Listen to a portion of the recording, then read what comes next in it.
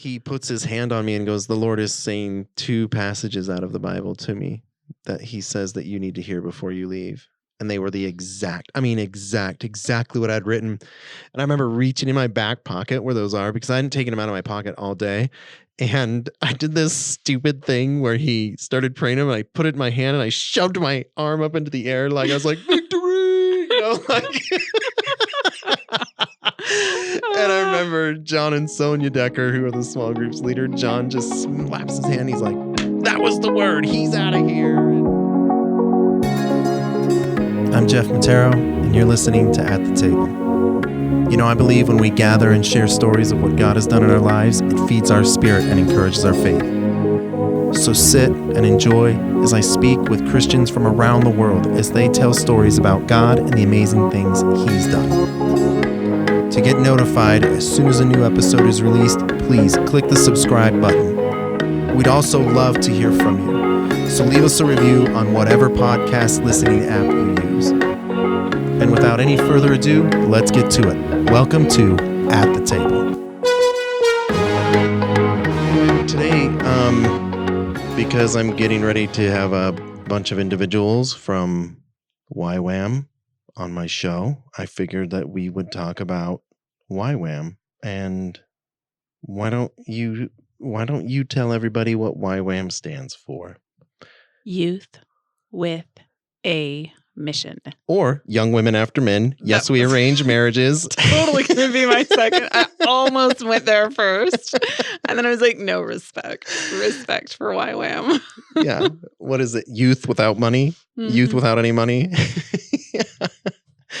Anyway, YWAM stands for Youth with a Mission. And it was it's a mission organization started by Lauren Cunningham, I think in the 1960s. I don't know. A long time ago. Yeah. Considering I think Kona just had their 60th anniversary when we went to the 60th anniversary for YWAM Salem, or was that the 50th, 40th anniversary? Decades long anniversary. Long time ago. Anyway, yeah, it's just about young people going into the mission field. Really all ages. It started out as young people. Now it's really all ages. I mean, they even have discipleship training schools, which are called DTS. It's a DTS, discipleship training school. It's what you have to do first before you do any of their secondary schools. And we'll get into all that. But you have to do that. That's 3 months of teaching, classroom teaching, and then you have an outreach period, and that can be 6 weeks to 5 months. My outreach was 3 months. It was long. Yeah, I think mine was 6, maybe 7. I lost 30 pounds. Yeah, I was 160 pounds when we came back. I was what? I looked good. Probably not. No. Because Geoff is really tall. He's like 6'2" or 6'3", so that's like very, very skinny. Yeah, when I got back, I went to Alaska right away, and Crystal saw me, and she goes, "Will you do me a favor?" And I'm like, "Ugh, what?" And she goes, "Eat a frickin' cheeseburger." And I was like, "Oh, I can do that all day long." And then I ate too many, and now I'm 230 pounds. All right, that's a Christian podcast. I shouldn't lie. I'm 240.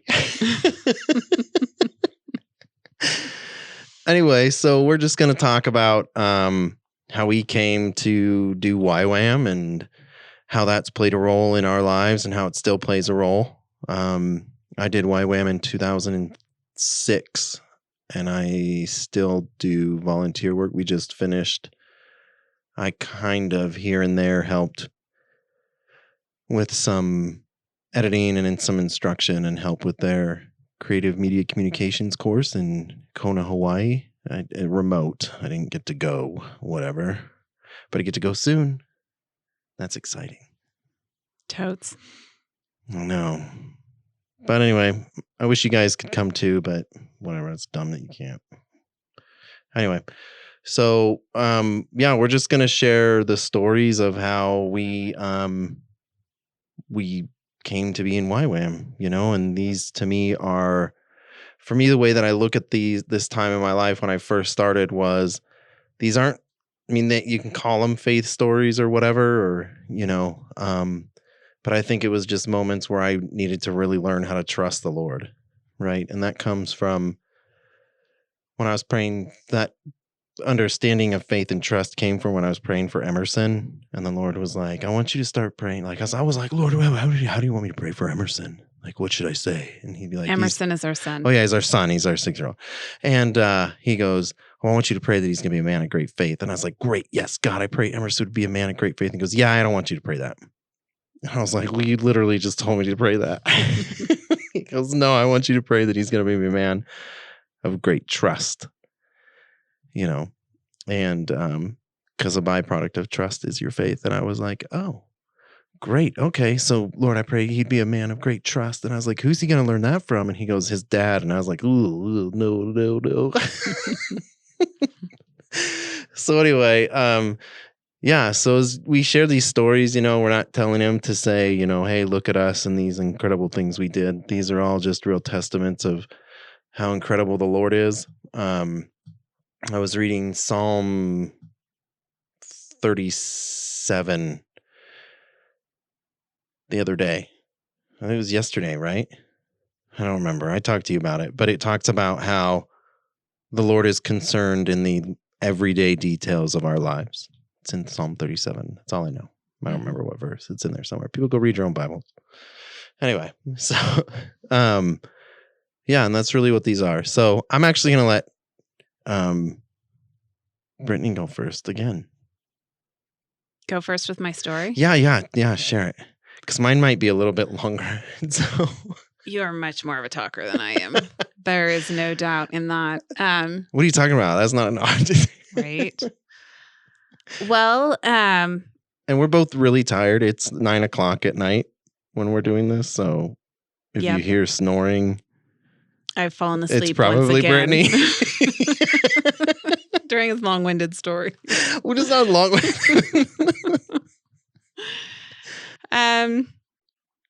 Yeah, well, I mean, my desire for going overseas and doing missions started early. I was an avid reader. I read everything I could get my hands on when I was younger and read a lot of biographies and autobiographies, and remember my dad buying Amy Carmichael for me. I was going to say, were you one of those little girls who's like, I want to be like Amy Carmichael or Corrie ten Boom? Yeah, Amy Carmichael, Corrie ten Boom, Mother Teresa, Bruckner.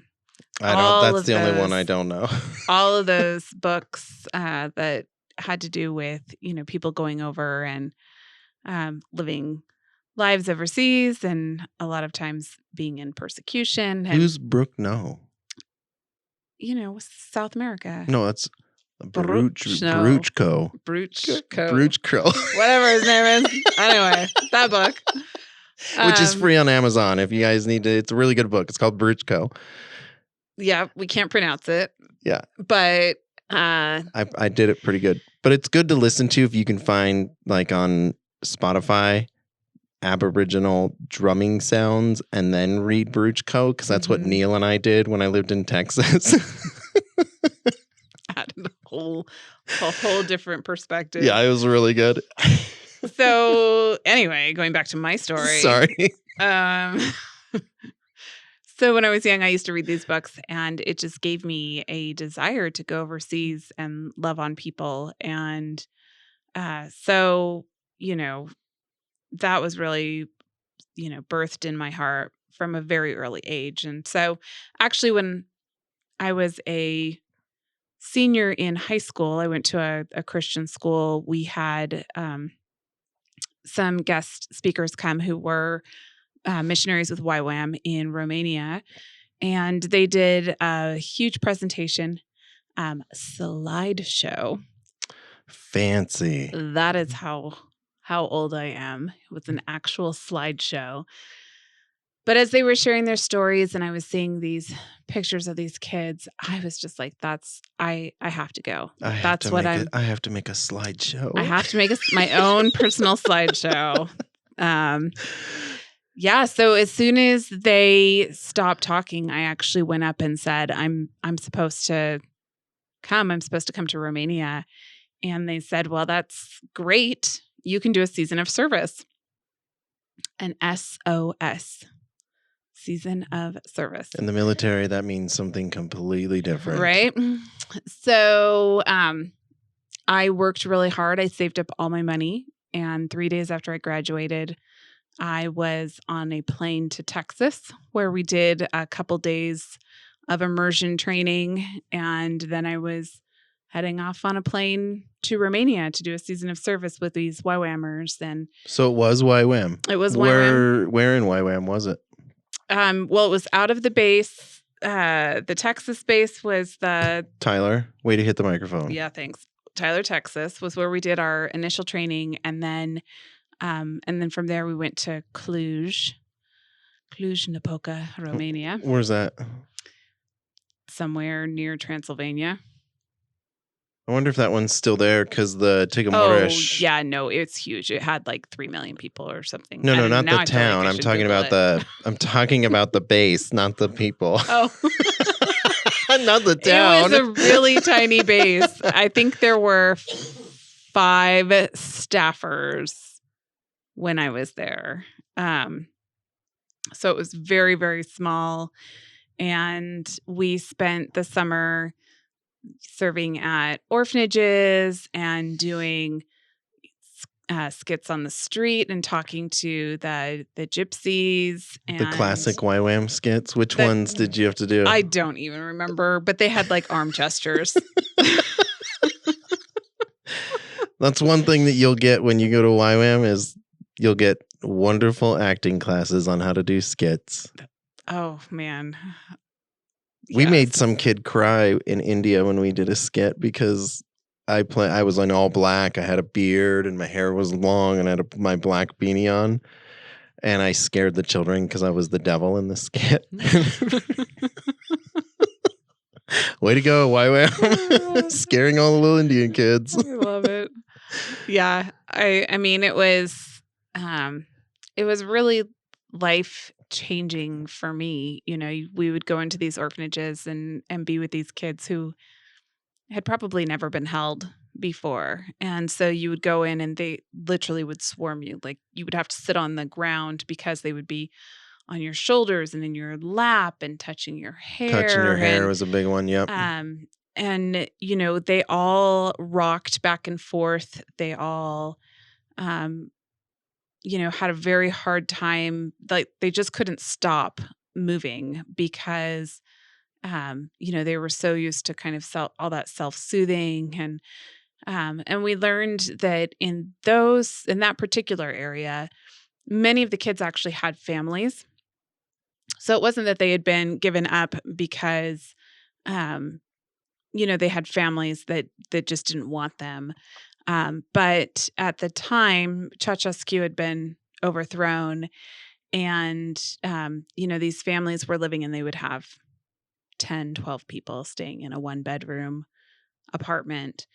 And they just couldn't afford to have their kids. And so they had to give them up. And, you know, and classic story, I think, you know, people have seen videos and heard stories, but the workers didn't want to be there. They were state assigned. They were there because they had to be there. And they didn't have any passion for children or compassion for children, and certainly not enough resources and not enough supplies. And so, you know, going in there, I mean, these children would just be so overjoyed and incredibly happy to have any affection whatsoever from you. And, you know, and then we'd go and we'd perform on the streets and there'd be these gypsy kids that were, sniffing glue. They would have these balls of glue and they would be sniffing this glue and they would have this green gunk coming, you know, from their nose and down their faces. Yeah. And be strung out and high. And they were, you know, like 5, 6, 7 years old and just grimy and totally strung out and living in the gutters. But again, so overjoyed to see you, and they'd all want to touch you. And, have, have affection in any way, shape, or form. And it just, it changes your perspective about, what life is like in the United States. And of course, I'm 18 years old at the time. And, coming back, when I came back from it, it was such a culture shock to come back and would just, I just remember feeling so grieved at how much we have. And like, I would think about that. Now I think about that scene in Schindler's List at the end where, he's like, I could have sold this ring, like this would have saved so many more people. And, coming home from that first experience, I certainly felt that, we have so much here and we could give such a small portion and so many lives would be transformed because they would know, what hope is. They would know what truth is. They would know that they could be in an orphanage and having no affection and no love, but there is a father who loves them, who cares for them, who sent his son for them. And there is hope even in that situation. And for those kids to, be delivered from the addiction and again to know that there is someone who values them and who has created them and thinks that they are special and wonderful. And yeah, it changes your heart. And so I came back from that experience and just knew that what I wanted to do was go into missions full time. And of course, I'd been on a season of service, SOS with YWAM, Youth with a Mission. Young Women After Men. Young Women After Men. And decided I wanted to do a DTS. I wanted to do a discipleship training school. I wanted to do, go back out on the field. And so I worked for a year. I saved up, everything I could and lived with my parents, moved home, lived with my parents, saved everything up. And then I went to West Kilbride, Scotland, where I did a DTS. And so I, as Geoff said at the beginning, you go through several months of classes and it's a really intimate atmosphere. You're with a group of other men and women who all love the Lord, and you're worshiping every day, and you're doing Bible studies, and you're learning together, and you're doing, everybody has chores. So you're doing chores together. Which I think is good because a lot of the individuals that go into YWAM are straight out of mom and dad's house, you know, and they've never lived on their own, and it teaches them stewardship and responsibility, which a lot of kids need. Yep. Because they're kids. Yeah. I mean, legally they're adults, but they're kids. Yeah. So I don't even remember how many we had in our DTS. I'm going to say maybe we had, like 30 or 40 altogether. But it was in a castle. It was amazing. And you just, become really, really close with everyone that you're with. And we should say that I think the first YWAM base was Lausanne, right? In Switzerland. I actually don't know. I think it was. I've been to the Lausanne base, though. I brag much. Okay, Castle, I've been to Lausanne. That's all right. I've been around the world. Whatever. Okay. So we need to mention that YWAM isn't just in one place. There are actually hundreds of locations around the world. Yeah, they in call every bases. Country. Yeah, right. Little bases, and then that's where. And you can do anything from cowboying in Montana to surfing in Australia to hiking the Himalayas in Nepal. Mm-hmm. So, yeah, each base typically has a focus. And a focus of the area that they're in. And then a focus of the area that they're in. And they also usually have a couple of places that they send people to. Right. Some of them have special focus areas on what they teach. Yeah. There's, they can be small of, 5, 6, 7 people. They could be Right. large. With the Kona base, we'll have, I don't even know, like Kona 300, 500 Yeah, students the class at a that time. I'm helping in May has 62 students. Yeah. So And the one we just varies. finished had like 9. Right. So real quick, before you get into what you did you run into any roadblocks before you got there that you were like, if this doesn't happen, I can't go? I didn't before I went. So in preparing, like I said, I saved all my money to go. I was short funding for my No pun outreach. intended, because your last name is short. Well, it was It short. was short. Before I got married. Thanks, Geoff. Jeffrey Phillip. Yeah. Now it's out there. You're full first and last. But I go by Jammy Jam, so we're good. Right. Or darling. No, not really. No, I was like, you can't. Well, again, Christian podcast. Here you are lying to the world. Lying to way millions, to go. all way of to go. you that are Sorry, listening. Planet Earth, but my wife just lied to you. Yeah. So no roadblocks. No roadblocks going. I mean, it was hard work getting there, and you have to do things like you have to get shots, and you have to get your passport. So I didn't have to get any. Well, I don't think I had to get shots because I was in the military, and I just like 2 years prior we got deployed. So you'd already been vaccinated. I was probably shot it up. Yeah, but good old vaccine junkie. And you have to. It's not like you can just decide that you're going to go to a base and then like you go. You have to apply. Yeah. So there's an application process that you go through. So there are formalities and things that steps that you have to take, and it's different for everyone that goes through that experience. Yeah, I think there's like blanket answers they're supposed to ask you, but I mean you have to get like a pastor reference and a character reference and all kinds of, or not character. It's not character reference. It's like a friend reference, family reference, and then a pastoral reference too, I think, is what I had to do. It's been like 25 years since I went. You literally. Are old. So old. And then you're traveling, on your own. So you have to have a little bit of, adventure and bravery to do that. Especially if you've never done it. I had to get myself to West Kilbride, Scotland. And so, I flew in.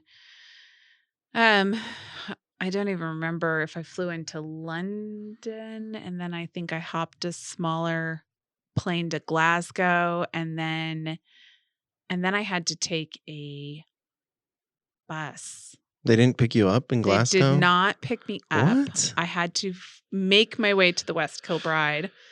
And then I had to follow, like instructions on how to get up and over to the base. What? Yeah.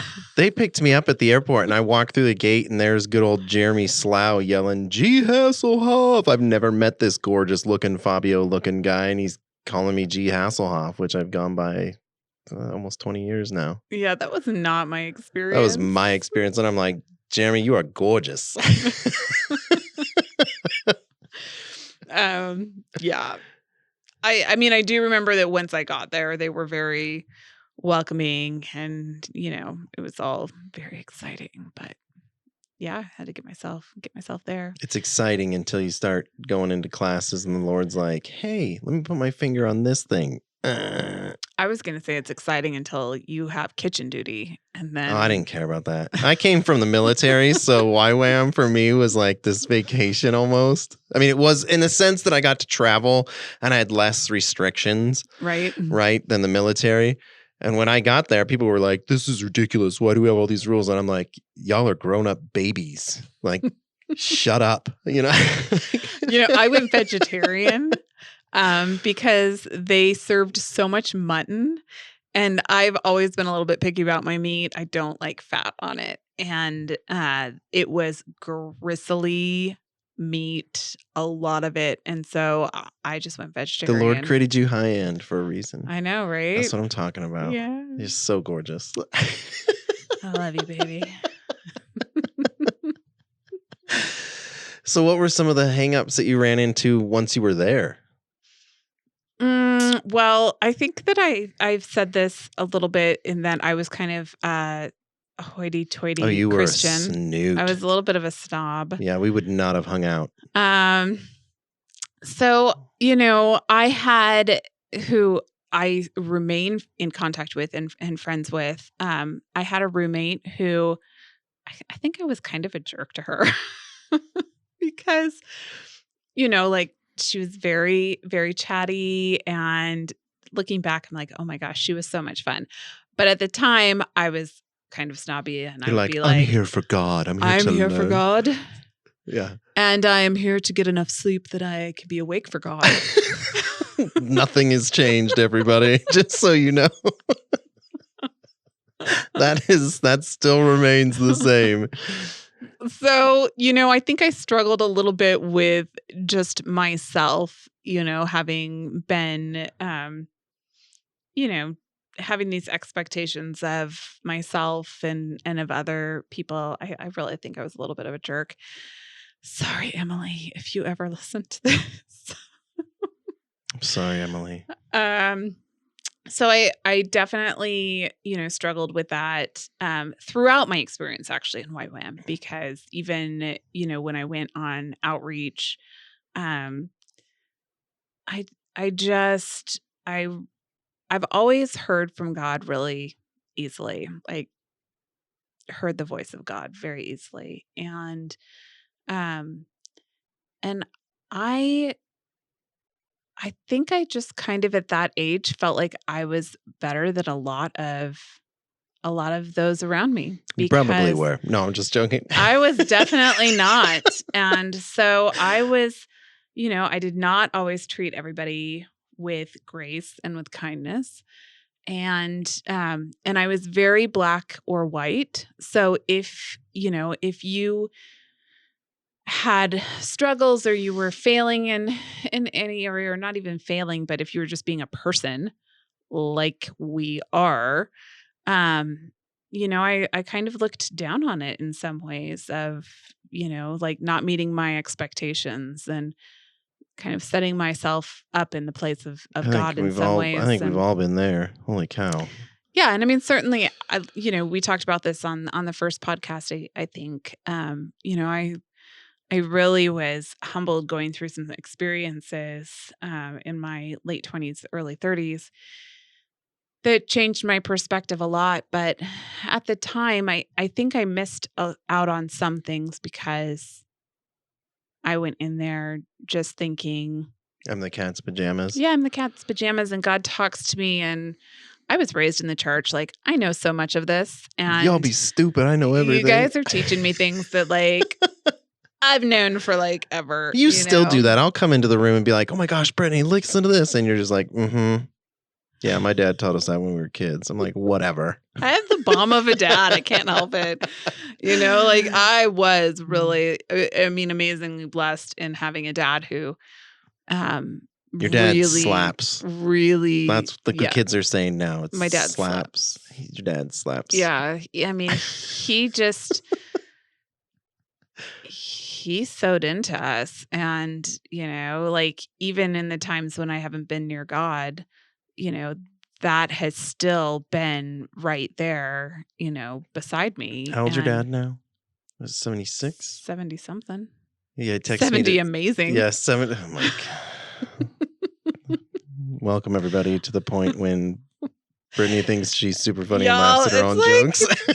It's 10:15 here, and I'm usually in bed by now. So, well, buckle down. I got an hour-long's worth of stories coming. No, I'm just joking. That's just how it is. No. So he texted me today, and he about their upcoming trip to Mexico, and he's like, just pray for the Lord's strength, because the Lord knows I need it at 76. Why did you ask me how old he is then? Clearly, you know more about my dad than I do. I think I talk to him more than you do now. So I mean, that was definitely one of the struggles that I went through. I think the other was when we went. So you go through the school and then you go on outreach, right? Right. So that's actually going to be an entirely separate show that we're going to do. What? Yep. So okay, well, let me just hit on this one thing. We're First. talking about our introductions into YWAM. What? On this one, because you and I have so many stories. If Why we were is this not like the whole shebang? Because you don't want to be in here till 11:30, and I don't want to be up till 1 in the morning editing this show for tomorrow morning. You did not prep me on this. This was a not prepped podcast. I knew exactly what we were doing. We're married. You're supposed to read my mind. Well, I won't go into my outreach then, but I will say that the other piece is that faith piece, which I didn't, when I left, I had the money for my school because I had saved up. I had the money for my plane tickets because I had saved up. I did not have all the money for my outreach. Ooh, that's fun. And I think that I was actually probably one of the last at the school to actually get the funds for my outreach. Our stories are they're like completely opposite. I had know. no money and mine was the first paid for. But mine it was almost all paid for by one person eventually. Like one person who was a friend of mine that I didn't even know that they had any money. And they covered sneaky friends, man. Know, we don't need amazing. them. They covered they're amazing. Yeah, that's what I meant to say. They're amazing. We need more sneaky friends in our lives. And when we get to the outreach, like the whole faith piece comes into play because you're just so dependent on God for so many things. And it's, there's the part about the people that's life-changing, and then there's the aspect of just how much you have to trust and rely on God. And like you have no other choice. And right, exactly. It's like Matthew, he's like, where are we going to go? And you get put into these crazy situations when you're on outreach, that you are just totally dependent on God. Like everything is totally walking by faith and praying that you hear the Holy Spirit. So wow. Now I can't wait till you invite me back, honey. I know. See how I did that? I made it so you'd have to have another show with me. Yeah. That was pretty good. And I think we're going to do it like 3 weeks apart so people have to wait in anticipation. No, I'm just kidding. It's the next one we're going to do. I was actually going to make you record one and then stop and then we record another. But the winds, but I'm like, I'm going to already be up to like 2 a.m. getting this ready for the morning. That's crazy. Okay, so that was my basic introduction to YWAM, doing a season of service, which I don't think that's the usual way that you enter. Most people start with the DTS. I don't even know if they still do season of service. They might do them in some places. I know that Kona has the Kokua crew, which is their maintenance ground crew, and they participate in a lot of stuff at the campus, but you don't have to do a DTS to do that. And that's kind of like a season of service for the campus. Yeah, it is. It was a really cool way to get introduced because I didn't have to sit through a bunch of classes. Like I got to go right into, a different country and meeting people and serving people. And so, that immediate leap into ministry, which is really kind of like what sealed the deal for me and wanting to join YWAM and do missions full time. Yeah. So, yep. So there you have it. You're such a nerd. I wish y'all could have seen her face. Anyway, so my introduction to YWAM. I was just getting ready to get out of the military. I'd been in the military for 9 years. All my friends were doing like a master's commission course at the church. And the next master's commission course was starting in September, and I wasn't getting out of the military until December. And I'd asked if I could kind of work my last few months around the military, around the schedule of that, and it just didn't work out. And so I was kind of ticked that all my friends were going to go and, do this awesome thing. And I'd been saved maybe a year at this point. And Neil. My buddy Neil Walker. No, was it Neil? It was either Neil or my buddy Andy. I think it was both of them had started talking about YWAM. Andy's sister had done YWAM Perth, I believe is what it was. And then, so Andy went and did YWAM Perth right after her. Neil, his sister, said to Neil was a bit of a hooligan, and not our Neil. Yeah, Neil. And she says, hey, I'm going to Hawaii for 3 months. Do you want to come? It's just kind of like a mini vacation, room and board. We just have to go to like some of these like little minor classes and stuff during the day for, kind of like college. And she goes, and I'll pay for it. Neil's like, trip to Hawaii? Yeah. He's literally thinking booze, babes, and beaches. Like, I'm not joking. He's thinking he's going to be drinking, hooking up with girls. And he gets there and it's a Christian school. And she's like, ha. And he's also, now he's like stuck at this DTS, right? Like she tricks him into coming and he gets saved while he's at the DTS. So that was really good. He ends up, so they start talking to me about this thing called YWAM. And I remember hearing about it when I was younger, growing up in the church, but I don't, never really, I just had heard it like somewhere. And so, a little bit before this, I'm going to rewind a little bit because you said you had people come to your church and they showed you the awesome slideshow. Well, we had the Mwangaza Children's Choir from Africa come to our church. And I'm sitting there next to a friend of mine and I lean over to her and I was like, I don't see how anyone can do missions. Like living in a hut, that is dumb. Like, who wants to do that, right? So funny because I read books where people are like dying and persecuted, and I'm like, yes, I'm gonna do that for the rest of my life. And I'm like, see a children's choir, and you're like, I'm like, heck no, I ain't doing that. That's stupid. Heck wants to go live in a hut taking care of kids, Like 6 months later, I was in New Zealand doing YWAM. I never want to be a millionaire, Lord. I don't know. Seems as if the opposite happens, right? Uh-huh. Anyway, so I look it up, and there was a whole bunch of different kinds of classes at this point that you could do. This was in 2005, and there was like there's one in Townsville called Bush to Beach. There was one in the Gold Coast. All the surfer ones were right there at the top for some dumb reason or whatever.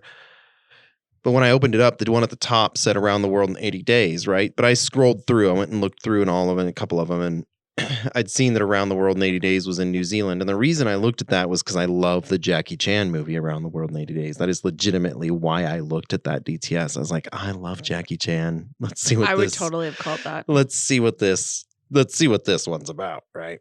And it was in Oxford, New Zealand. And the cost was $10,000 US. And I was like, oh, yeah, there's no way. And heck, I'm going to be able to pay for that. So I was like, I want to learn how to voluntarily drown. So I looked for a surfer one in Australia and I found one off the Gold Coast. And that one was only like $6,500-$7,000 or whatever. So I was like, oh, okay, I'm going to check that one out. So I kind of put inquiries out to both of them. And, just nothing happened for a little bit of time. And so, but I definitely wanted to go. Like, I really wanted to go to the New Zealand one. The Round the World in 80 Days one was you did your DTS in Oxford, New Zealand, and then the school split up into 6 different teams and covered 6 different regions around the world. So the regions were Far East Asia, Southeast Asia, Africa, the Middle East, Russia and Eastern Europe, and South America. And in those regions, the teams would go to 4 or 5 different countries. And then they'd all go to Israel, where they'd all meet and then have graduation in Israel. And so I was like, man, that's the one I want to do really bad. But it's $10,000 and I have a ridiculous car payment I have to make. I had this piece of junk Oldsmobile Alero. Don't make fun of me. I owed I'm laughing internally. it's such a piece of junk, but I owed like 20 grand on it. And because of the depreciation, as soon as you drive it, I'm not joking, I bought it, drove it off the lot because I had a back equity from another back paint, whatever, from a different vehicle that I traded in. So it's like 20 grand. As soon as I drove it off the lot, the price depreciated to $8,000. So I had an $8,000 car with a $21,000 or $20,000 loan or whatever I needed to get rid of. I was getting out of the military. I had just gotten saved in the first podcast. If you want to hear how that went, you'll know what I spent all my money on. So I had all this debt that I was paying off before I got out of the service, and I just couldn't cover it. So I applied for the other one as well. Well, I decide, someone was like, well, when you're not hearing the Lord, I hear the Lord pretty easily as well. And when you're not really hearing the Lord, you can do this fleece thing like, Lord, should I do this or should I do that? Or if someone does this, then I'll do that, whatever, right? So I was like, all right, well, let's just make it simple. Whoever's speaking at church tonight, Lord, if they say the word New Zealand when they're talking, I'll go there. And it was one of the younger individuals, not younger, he was about my age, but he was speaking about some missions work he did. And before he went to go do missions work, guess where he traveled to? New Zealand. And he says it. And he goes, I went to New Zealand, but then the Lord was like, don't go there. And that's how he said it in his thing. And I was like, I was energetic. I was like, yes, this was a Saturday night. And I'm like, yes, this is incredible. The Lord said New Zealand, I'm going to New Zealand no matter what, blah, blah, blah, right? And one of the mentors for the Master's Commission, one of the pastors came over, and I won't say who it is, Jay Smith. And no, Jay's an awesome guy. I love Jay. Anyway, he comes over and he's like, hey, Geoff, how you doing? And I tell him the story and he goes, I just heard that as well. But what was the context? He told Chris not to go to New Zealand. And I was like, but that's not what I said. I said, Lord, if you say New Zealand, I'll go. And you're saying that you told Chris not to go. So now I'm confused again. Right. So I go to bed, super discouraged. That place did not work out. I was so mad. I was just like, is it wet? I was like, dry? Yeah, I was like, Lord, I know. I was like, Lord, I knew that. I said New Zealand. You said New Zealand. Then Jay said it's not New Zealand. And I'm like, rah. But anyway. So then the next day is Sunday, which is Monday in Australia. And my buddy Jesse knew everything that was going on at the time. And I was praying and he's just like, you hear from the Lord. You know what he's telling you to do. So you already know. And I knew that New Zealand was the right answer. But again, I didn't have the money. And not just the $10,000. This is the other part too. Not just the $10,000 in the car. And I was going to get to this later, but I also had $600 a month in child support I had to pay. Now I know some people are going to agree, they're going to complain that, oh, you shouldn't have done this and that. And if you had this, but just let me get to the story. Okay. So I also had $3,600 that I needed to come up with. So, 6 times 6 is 36. So I needed $600 for 6 months, which is $3,600 on top of the school money. And the plane money, right? And because the plane ticket. School doesn't. Yep. Yeah, you have to buy your plane ticket too. Ridiculous. And the afternoon rolls around and we're going to go float the river and bend because that's the hipster trendy thing to do. And I get a phone call and I answer it. And this gal on the other end has this thick Australian accent, and I'm not going to pretend to do it, but she says, is this Geoff? And I go, yeah, this is Geoff. Hi, who is this? And they were like, oh, this is so-and-so. I don't remember their name, from Gold Coast, Australia. And I was like, oh yeah, here's my answer, because they're calling me to tell me I'm a student. And she goes, I am really sorry. And the thing is that these two schools were at the same time. So when Around the World in 80 Days, or AW80 is what we called it, was going, that one was going to go at the same time, right? So she goes, I hope this doesn't throw kink into your plans, but we're canceling the school. And I was like super happy. I was like, no, that's awesome, And she's like, oh, okay, well, thanks. I was like, thank you, have a great day. And I look over at Jesse and he goes, what did they say? And I was like, they just canceled the Gold Coast school. And he looks at me and goes, if you need any more clarification than that, I'm going to punch you in the face. So I was like, great. So then I applied for the AW80 school. And that was about, I think it was about 5 months before it started. And I didn't hear anything for like 3 months, and which is awesome. And also totally YWAM. Yeah, totally normal. So any of you that ever decide that you are going to go for YWAM and you're like, why aren't your acceptance they letter me back? will come the night before you're supposed to leave. So then I get about 2 months before the school. If I remember it right, it was about maybe 2-3 months before the school was supposed to start. They finally got a hold of me and they said, we want you to come. And I'm like, great. So now I need to start fundraising. Well, how much do I need? They're like, well, you need $1,000 to hold your place. And I was like, okay, great. Over the next like 2-3 months, that's all I got. And it was right up front, all I got. So long story short, on that point, I did everything I could to try and raise funds. I even had a couple really rich family friends, and they were like, yeah, we can't do anything. We've given all our money out. And that was like my last ray of hope. And I remember when I called that guy and he told me that I was supposed to leave on a Thursday, which I think was around January 15th or January 14th or something like that, 2016. And so as a Thursday, I needed to leave if I was going to make it to the school on time. And I found out from him the previous Sunday. So kind of this, oh crap factor kicked in, so there I was Monday night. I had no idea what to do. And I don't really remember the specific order of events following the Monday and the Tuesday. So I'll just kind of give them as I remember how they happen. As I remember. So Monday, I'm at the church and I go to Andy's dad, Scott, and I was like, hey, I don't know if I'm going to be able to go to YWAM. Is there any way I can use your office phone, the church office phone, to call the base and let them know? And he seemed like he was really discouraged as well because they were huge YWAM supporters. And so he said, yeah.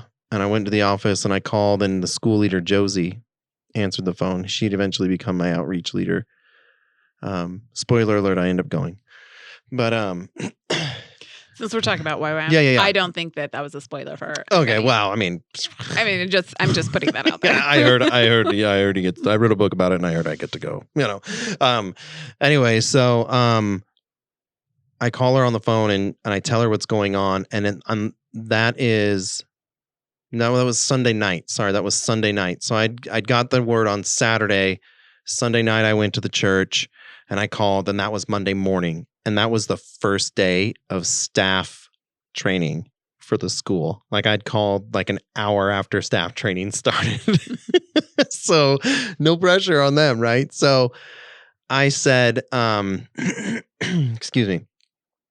I said, Josie, I don't think I'm going to be able to go. I don't know if I'm going to be able to. Is there any way I can get any of that deposit back? I'd understand if you couldn't give me the full thing back, but I've just got to be able to give it to the person who gave it to me. And she goes, no, because you're going to call me back tomorrow morning, your time. She asked what time it was. And I told her, she goes, you're going to call me back tomorrow morning because we're going to go and we're going to pray and ask the Lord what he wants us to do. And I was like, okay.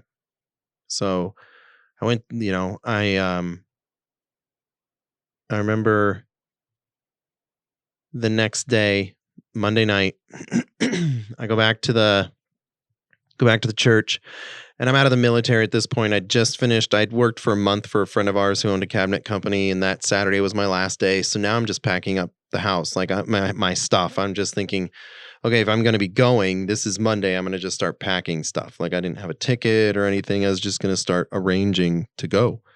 And that Monday night, I call back to New Zealand. I go see Scott and I'm like, hey, can I call? And they're like, yeah. And Josie answers the phone. She goes, we've been waiting for you to call all morning long. We went away yesterday as staff and prayed, and the Lord said to every single one of us that we're supposed to pay for your plane ticket. So do you want to come or do you not? Do you want to come or not? And I was like, yes. So I had a plane ticket. So that wasn't a problem. So I remember getting off the phone and I went to a mentor of mine. His name is Greg Fry. And I said, Greg, the opportunity is now there. I have a ticket to New Zealand. I feel like the Lord has told me to go to New Zealand, but I have this car that I can't get rid of. I have all this child support I need, and I have no money to pay for the school. What do I do?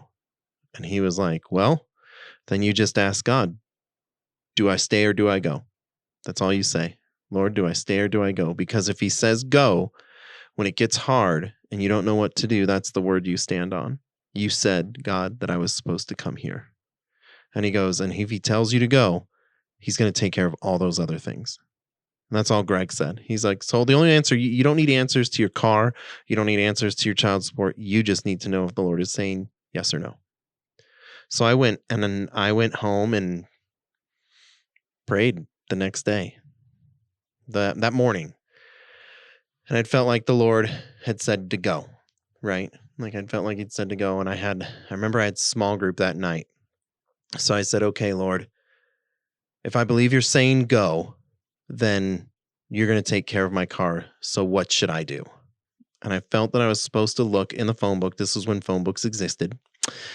And I opened the phone book. I know, we're so old. So I opened up to the yellow pages. Okay, kids. So the phone books had a white pages part, which is where the residents of the world's phone numbers and addresses were. Or and then the you residents had of the city that you live in. right, whatever. And then there were the yellow pages where people had their businesses listed. It's kind of like Google, but in a book. And different color pages. Imagine it. Okay. So then I opened the yellow pages and I went to car dealerships. And the one that stood out was thrifty car sales. So I drove. And I felt like the Lord was like to go to thrifty car sales. So I was like, okay. So I drove down to thrifty car sales and I showed the car I just was like, hey, I just want to see if I can trade this in. I kind of shared what I was doing. I didn't really care if they cared or whatever. I just told him and he was like, yeah. So he took it for a test drive, came back, told him how much I had on it. He went and looked, he got a payoff. And the guy was like, yeah, there's nothing we can do for you. And I drove away. I was like, oh my God, Lord, you said that I was supposed to go to thrifty car sales. So I went back to the house and I just kind of hung out a little bit.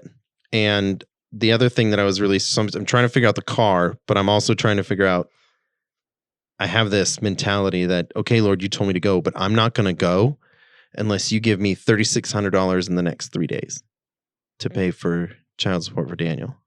Because I have to fulfill that obligation. And it was a big struggle. And I called a friend of mine and she'd said, man can have no part in this, right? And I was like, okay, all right. So I've got it. Because at that point I was like calling and asking people for funds and being like, hey, I'm going. Do you want to support missions? Da-da-da, let's get together for coffee. I have 2 days. I'm supposed to leave. And da-da-da. And none of them could do it. And so it was Alana. I'd called her and she'd said, you have to, man can have no part in this whatsoever. And so I was like, well, that's stupid. So that wasn't the answer that I wanted. So I ended up giving her mom a call, Annalise, who was one of the original, she was one of the other individuals that influenced me to do YWAM a lot because she was one of the first individuals. I think she was on the first Anastasis crew. And if you guys want to know what that is, go buy Lauren Cunningham's book, Is That Really You, God? And you'll learn what the Anastasis is. Good plug. I know. You're welcome, Lauren. Way to sneak that in there. Yeah. Might as well read it now if you're going to do YWAM because it's required reading. I did not have to read it. Oh, really? They do it now so that way people understand the history of YWAM. Mm-hmm. So you have to read. They did that when I was, so maybe that was just my school. I don't know. I'd already read it, so who cares? They were like, do a book report. I was like, what? I'm 25. You want me to do a book report? No. Anyway, she said, you have to give your son to the Lord. Like you have to give Daniel to the Lord because he cares way more for your son than you do. And you have to trust that he's going to provide during that time. Even if you don't have the money, you have to trust. And so that was the point I think that was one of the hardest moments of my life. So for like the next 2-3 hours, I just sat in my room. I had worship on. good old Jason Upton. And I think I cried a lot, right? Because there was a lot of fear. There was a fear of like, what are people going to say? What if you don't come through? I mean, the huge fears, right? Mhm. Like I didn't have these funds. And the Lord spoke 2 passages of scripture to me, both out of Matthew. One was in Matthew 6, I think, and the other one was Matthew 7 through 11. And I knew that those were specifically about going and specifically answers to Daniel. Like, if you go, I'll take care of it. And so I wrote those on a 3x5 card. And I said, I had a small group that night, and I said, okay, this is it. I need you to confirm that this is actually you. Not confirm, so I'll go. I need to know that you said this to me. So I'm going to put this in my back pocket, and it'll stay there until the end of small group. But I know at small group tonight, they're going to pray over me and commission me to go. And if someone does not say this to me, I can't go because I haven't heard you. So I put that in my back pocket, and I'm like, now what do we do? And he's like, go back to, or no, then the phone rings and it's Annalise again. And she goes, I heard that you were trying to get rid of your car. I know the manager at a car lot in Bend, and he said he's willing to meet with you to talk about your car. And I was like, yeah, where is it? And she goes, it's Thrifty Car Sales. And so I was like, of course it's Thrifty Car Sales. So I drove back to Thrifty Car Sales, and I pull in, and that same dude that looked at my car is standing there, and he's like, what's this? Like, he had the look on his face, like, what's this idiot doing back here? And I'm like, yo, what's up, dude? And I walk in, and and there is the receptionist or whatever. And I was like, yeah, I'm supposed to meet the manager, so-and-so, blah, blah, blah. And so he comes out, looks at the vehicle, and he's like, yeah, Anna Maria told me what you're doing, but there's no way we can help you. Excuse me. You just owe too much on this car. And I was like, okay, that's wonderful. So I left, went back home. Small group's getting ready to start. And I get a phone call from Jesse. And Jesse goes, hey, man, I heard about your car. I happen to know one of my students in my high school small group that I lead. His dad owns a car lot here in town. And I told him what you're doing. And he says he'll eat the remaining cost if you take it down there. He wants to meet you. And I'm like, sure. Let me guess. Thrifty Car Sales. And Jesse's like, yeah, how'd you know? Like, so I drove back down to Thrifty Car Sales, and I had just missed it because it was around rush hour, and he ended up having to leave. I missed him by like 5 minutes. So here I am for the 3rd time, this idiot at Thrifty Car Sales trying to dump his car off. And he wasn't there, so I didn't get to drop it off. But I went to small group that night, and they started doing the commissioning thing, and there were a bunch of words that were, they pray over you, and they spoke a whole bunch of words, and a lot of really, really great scriptures. And the last person to pray for me was Jonathan Collins, the one that Jude loves, that won American Ninja Warrior. Mm-hmm. Yep, he was there. And he hadn't won American Ninja Warrior yet, people, so I did not know I was in the presence of a celebrity. But I know that now. You're welcome. I don't know why I'm saying you're welcome. You're so tired. You're over there like, she's already fallen asleep. She's like, anyway,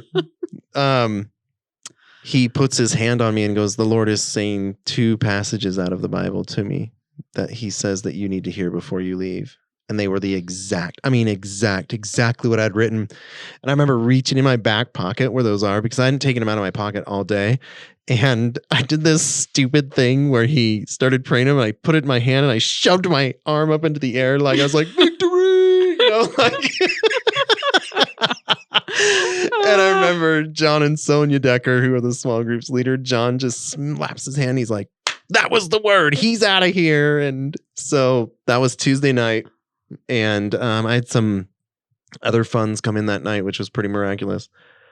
Then the next day was Wednesday. And so now I have the word to go. I know I'm supposed to. It's been confirmed. And I get a phone call first thing in the morning. And I answer it. And this guy's like, hey, is this Geoff? And I was like, yeah. And he goes, hey, this is so-and-so. I own Thrifty Car Sales. And I was like, of course you do. And he goes, Jesse told me about what's going on, man. you want to go ahead and just bring your car on down? We'll take it. We've already spoken with your lender. And we're just going to eat it.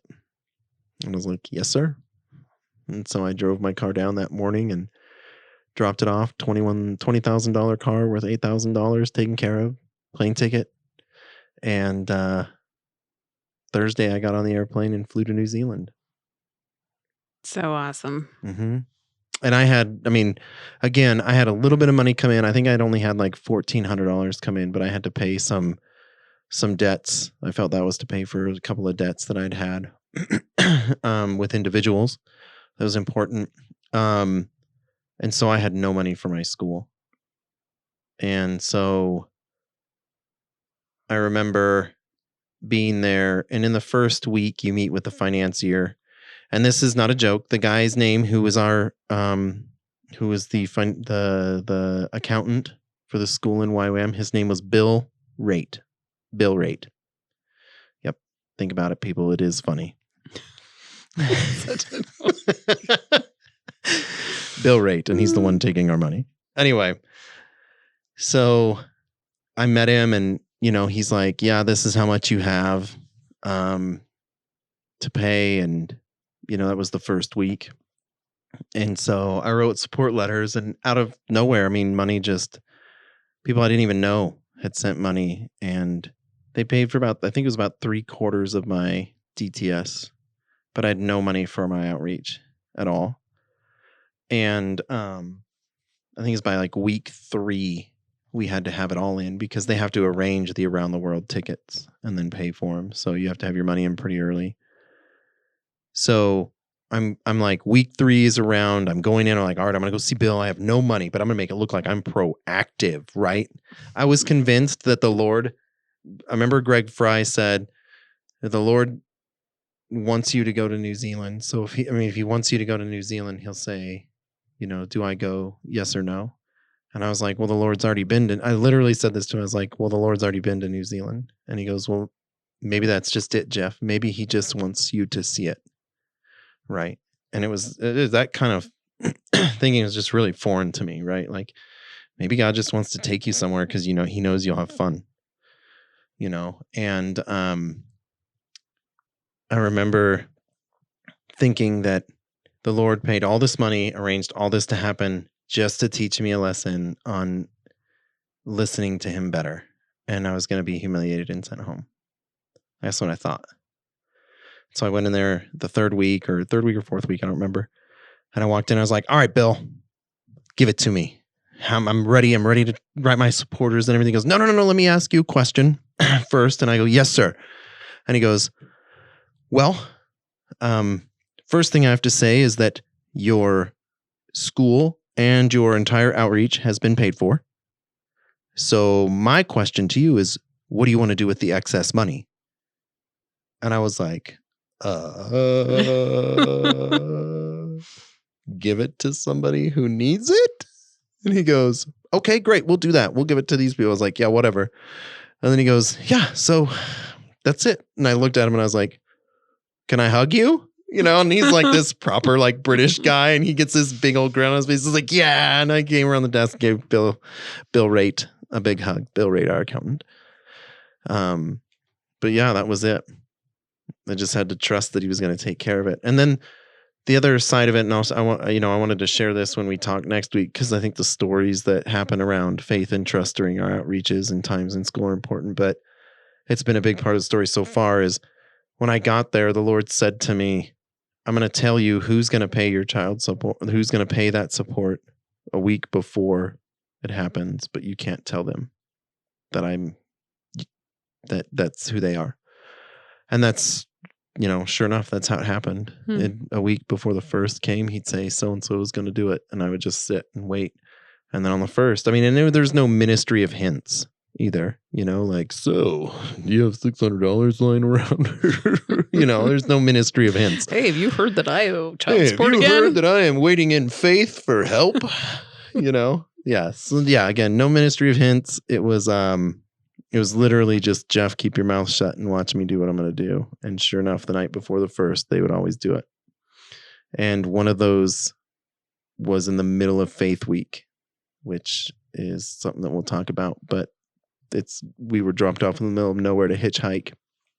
And the person he told me that was going to do it wasn't on my team of 3. I think the person was on a whole nother team. And it was in the middle of Faith Week. So I was like, yeah, yeah, right. Let's see you do that one, creator of the universe. Well, lo and behold, they did. Right. It made me look stupid. My bad, big guy. But anyway, that's it. That's how I got to YWAM, and it was awesome. And my school was the first one paid for in full. Yep. But that's it. Do you have anything else to add? No. You just want to go to bed. You're so tired. I'm not admitting it on this podcast. Well, you rubbing your eyes every 5 seconds and leaning to one side and then to the other side. I'm slowly sinking on this you're couch. Slouching and you're like, I told her beforehand, I was like, we got to get started because when we're done, I got to take all this soundproofing down. She's like, no, that will wait until tomorrow morning. I know, I'm like truly like Cinderella. Emily, if you listen to this piece has not changed. When I'm tired, I'm still tired. Anyway, so that's it. Yeah. So, I mean, if you're, we've got another show that we're going to probably do it for next week as well. So we can just continue, but I mean, if you're thinking of wanting to do something like YWAM or the Lord is telling you to do something, you just have to trust that he's asked you to do it and take that step. It's scary, but that's just because you're working out that faith and trust in him that he'll follow through. Yep. Anything else? Nope. Wake up. Whatever. All right. All right. Well, thanks everybody for listening. And we'll see you next time. Yep. Well, not see you. We'll talk to you next time because you can't see us and we can't see you. That would be weird. You know what I mean. Yeah. Anyway. Pooch.